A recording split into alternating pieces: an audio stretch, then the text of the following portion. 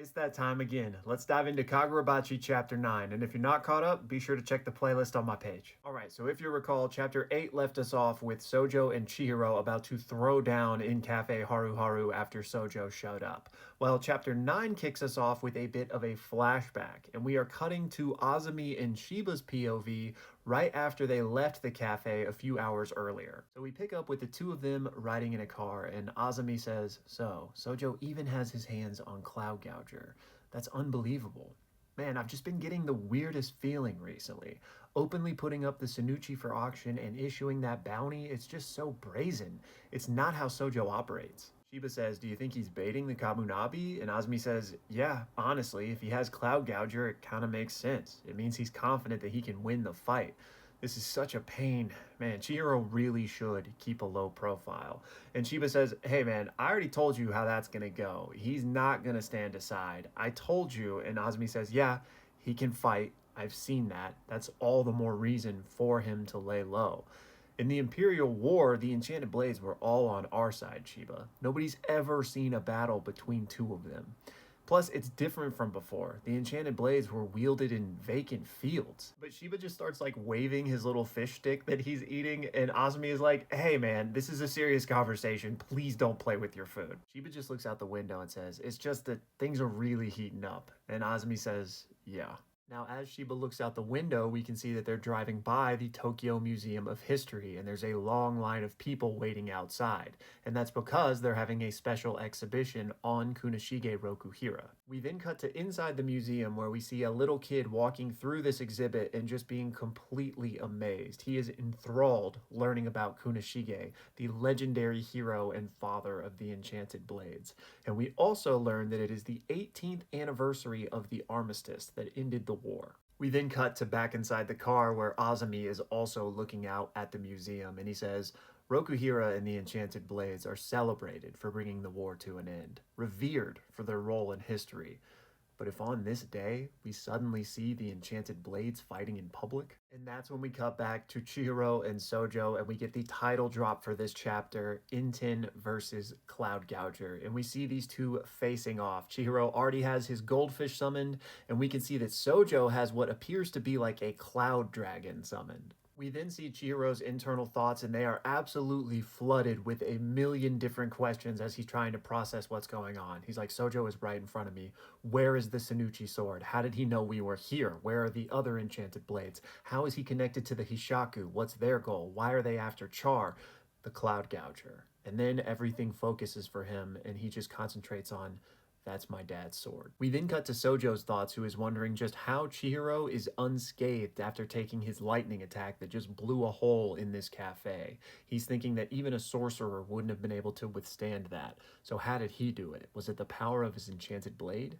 Then out loud he says, "So, how is it that you possess an enchanted blade that I've never heard of?" Chihiro then thinks to himself, "Man, he seems totally fixated on my enchanted blade, but didn't he come here for Char?" He then steals a glance at the door and says, "Well, works for me," and then darts out of the front door, which causes Sojo to also dart outside right alongside him. Once outside, the two of them leap into the air and chant simultaneously. Sojo says Yui and Chihiro says Kuro. As Chihiro sees this, he thinks to himself, Cloud Gorger has three different powers. Mei is thunder and Yui ice, as we see Sojo unleash this massive torrent of glacial spikes toward Chihiro, but Chihiro uses his Kuro to slice right through them. Sojo defends this, and he thinks to himself, okay, I see. His ability is a flying slash, but before he can even finish that thought, he sees that Chihiro has thrown his short sword directly at his face. Sojo deflects it, but this was all part of Chihiro's plan, as he darts behind him and goes for a strike on his back. But Sojo is able to block it, and not only that, from the force of the block, he's also able to jettison Chihiro backwards. As Chihiro steadies himself, he thinks, man, not only did he just block me from a weird position, but he had enough force to drive me backwards. But at least I opened up some distance, so now there's time. We then cut to a shot of Hinao and Char leaving the cafe as Hinao says, this is our chance, we need to escape. Cutting back to the fight, we see that these two are having another stare down, and Chihiro thinks to himself that Sojo is miles stronger than me. He's not even short of breath right now, so he hasn't even been going top speed. Which means my only recourse is going to be Nishiki, but I'm already this depleted. I'll only have one chance, and at best, I'll only be able to hold out for a few seconds. Sojo then just blurts out, "I truly love Kunishige Rokuhira." And this completely catches Chihiro off guard. He's speechless. He's like, "What?" Sojo then continues and says, "The weapons he created were exalted. To feel a closer affinity to them, I've been reading everything I can find about him. And just recently, Cloud Gouger fell into my hands. It was a dream come true. I was so happy. At least for a moment. But now, back to my question. Why does a punk like you have an enchanted blade that I've never even heard of before? Where'd you get it?" And Chihiro just looks at him and says, "I don't have to answer you." Sojo laughs and says, "That's cold. Then at least tell me why you wield the sword. I want to know if you're worthy of it." Chihiro thinks back to his father before he responds, "To defeat evil and protect the weak. Always." Sojo then hits him with the "get a load of this guy" expression, and he says, "I knew it. I'm the only one who understands him. All the literature says the same thing, and I can't stand it. Calling him a hero. What an insult. On and on with their flowery words. There's only one reason to make weapons. You don't understand anything." Sojo then leaps off the building backwards, hitting the honored one pose as he does so, and he continues, "I'll tell you what he wanted. That man gave birth to the enchanted blades, the ultimate weapons of slaughter. Their only purpose is to kill." Sojo then lands on the ground below and starts charging up some sort of massive attack, and there are tons of people out here on the street, and Chihiro just screams as he chases after him. We then cut back to the conversation between Azumi and Shiba in the car, and Azumi picks up right where he left off, saying, "If today two of those enchanted blades were to be pitted against one another in the city, civilian casualties would be inevitable. And if that happens, Kunishige's heroic reputation would crumble." We then cut back to Sojo, who says, "Such incredible power. How wonderful, Rokuhira. Your weapons truly are sublime. Electrocution in all directions. It'll be a massacre." He then shouts, "May." We then see an enormous explosion from a bird's eye POV. But when the smoke clears, there is no destruction to be found. All Sojo sees is Chihiro staring him down. And Sojo is confused. He says, "Wait, what? Everyone's fine? What did you do?" And Chihiro says, "Same as a lightning rod. Met electricity with electricity." Sojo then thinks to himself, "So he drew my lightning by emitting electricity from his katana. So his enchanted blade has lightning too.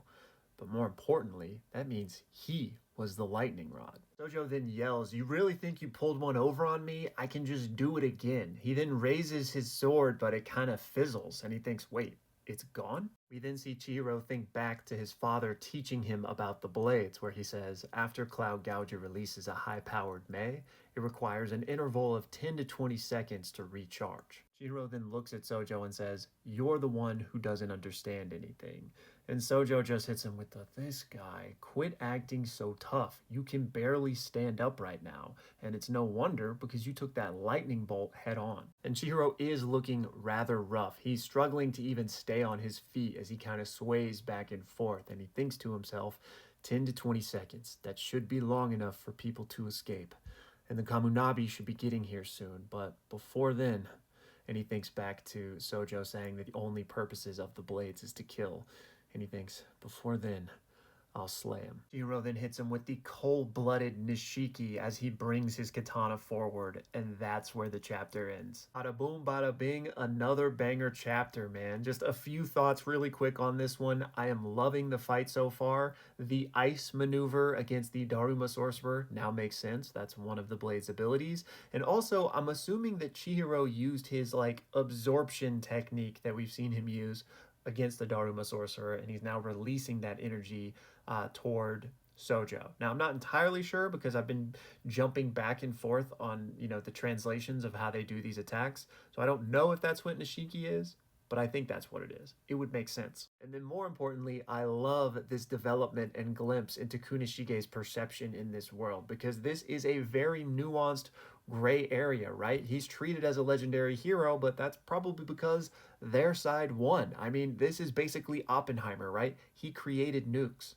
I just think it's great and it excites me for the potential future of this series if these are the types of things they're going to dissect. Like, this is the type of nuance we can expect from Hokuzono's writing, then I'm here for it because this adds some really interesting depth to his father, right? Depth that would absolutely be there because, again, Oppenheimer, right? He is definitely wrestling with the blood on his hands and the demons in his closet. But it's reflected in the idealistic views that he's raised his son with, right? And Chihiro even having those idealistic views is an interesting dichotomy in and of itself because, he's this cold, calculated, obsessed with revenge guy, but he's still holding all of these very optimistic views about the world from his father. So I'm curious to see, like, maybe how much Chihiro knows. Like, was his dad fully open and honest with him? There was that moment in one of the earlier chapters where Shiba was like, I'll tell you a story you've probably never heard before. So it would stand to reason if maybe he doesn't know everything. I mean, he was still a really young kid at the end of the day when his dad passed away. So